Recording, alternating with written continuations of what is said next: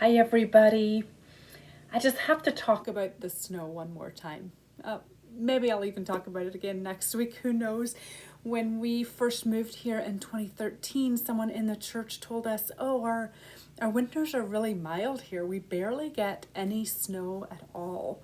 And then that winter of 2013, 2014, we just had snowstorm after snowstorm after snowstorm, and we wondered what else we might have been led astray about.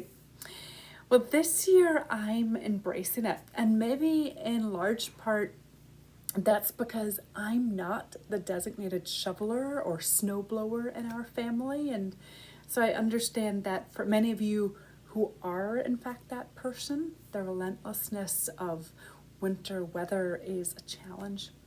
But for me, I didn't grow up with a lot of snow in Northern Ireland, and so sledding was all new to me. And for many years there with the kids, the amount of time that it took to get them all dressed to go outside into the snow usually took longer than the amount of time we actually spent when we were outside. And I would sled a little bit those years, but for the most part, I would be the one at the top of the hill. I'd be worrying, I'd be policing, I'd be putting on gloves or boots that had fallen off. This year, gratefully, the boys are all a little bit more independent, and the neighborhood kids have created on the hill just behind the manse a number of different sledding runs, different varieties, if you will, and they've given them all names. There's the Mega, and there's Speed Mountain, and there's a couple of others. And this year, when my kids have asked me to join them on a sled or to race them, I say yes. Standing at the top of that hill, sometimes I want to hesitate, but their voices, they just called me. There've been a few wipeouts along the way. There've been a few surprises along the way. Sometimes you catch a little air when you take the Mega, but there's also been just a joy, a real deep joy that I've needed. Friends, as far as I know, Jesus never called his disciples to go sledding down a hill. But he did say to them, come, follow me.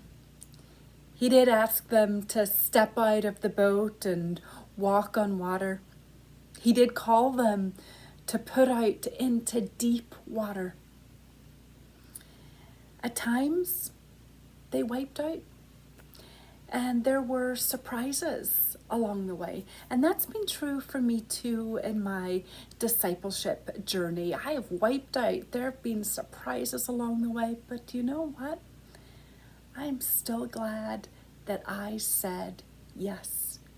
Because there's also been joy, just deep-seated joy in the journey. As we get ready to take up our Lenten journey again, we begin that journey with Ash Wednesday this time next week.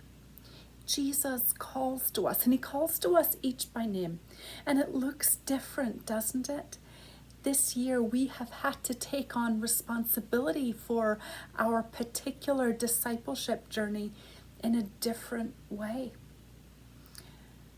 But the call still comes. So even now as we prepare, I invite you to think about what shape, what form you want your Lenten journey to look like.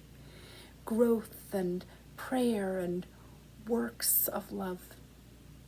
You see, Jesus still calls us, and there's still plenty of joy to be found in the journey, despite the challenge of these days. May you find joy, deep-seated joy, as you follow after him. Grace and peace to you today.